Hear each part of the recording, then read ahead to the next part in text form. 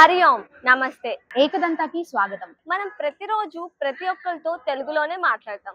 కానీ మనకు తెలియకుండా తెలుగుతో పాటు సంస్కృతంలో కూడా మాట్లాడుతున్నామని మీకు తెలుసా? ఈ రోజు మనం స్కందగిరి టెంపుల్ దగ్గర ఉన్నాం. సంస్కృతి భాష పైన ఎంత అవగాహన ఉందో ఇక్కడున్న వారిని అడిగి తెలుసుకుందాం రండి. రామాయణాన్ని రాసింది ఎవరు? వాల్మీకి. ఏ భాషలో రాశారు? తెలుగులో రాశారు అనుకుంటున్నాను. రామాయణం రచించింది ఎవరు? రామాయణ వేద్ వ్యాస్. షణ్ముఖుడు అని ఎందుకు అంటారో తెలుసా? ఆరు తలలున్న స్వామి కాబట్టి షణ్ముఖుడు అంటారు. రామాయణం రాసింది ఎవరు? వాల్మీకి.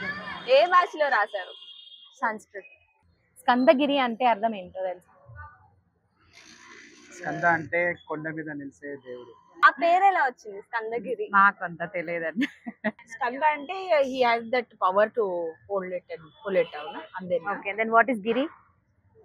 గిరి మీన్స్ అరౌండ్ నో, గిరి ప్రదక్షిణలు అంటారు కదా, గిరి ప్రదక్షిణ. స్కందగిరి అంటే ఆకాశం నుండి, అంటే స్కంద తెలియదు, కాకపోతే అట్లా పేరు వచ్చింది. మరి పేరా స్కంద అంటే కందనా? అది ఎందుకు, దేని గురించి వచ్చిందమ్మా? స్కందగిరి నాకు అంత ఐడియా లేదు. సుబ్రహ్మణ్య స్వామి ఉన్న ప్లేస్ కాబట్టి స్కంద. రామాయణాన్ని రాసింది ఎవరు?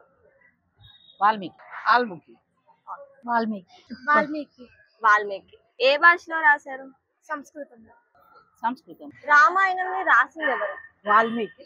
ఏ భాషలో రాశారు? సంస్కృతం. ఆయన సంస్కృతంలో రాశారు. కంబర్ రాశారు, తమిళ్లో కూడా రాశారు. ఫస్ట్ వాల్మీకి. సంస్కృతం. ఏ భాష? సంస్కృతం. షణ్ముఖి అంటే because it is another name Vinayaka. పద్మనాభుడు అని ఎవరిని అంటారు? పద్మనాభ స్వామి విష్ణుమూర్తి అవతారము పద్మనాభుడు. దాని అర్థం ఏంటో తెలుసా? అంత ఐడియా లేదు. రామాయణాన్ని రచించింది ఎవరు? వ్యాసుడు. పంచభూతాలు అంటే ఏంటి? అగ్ని, నీరు, వాయువు, ఆకాశం. ఆకాశం. దైవ భాష.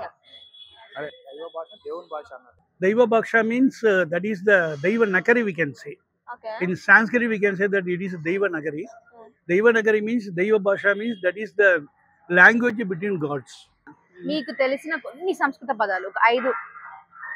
ఇహం కుత్ర గస్యసి వాహయామి. ఏంటి?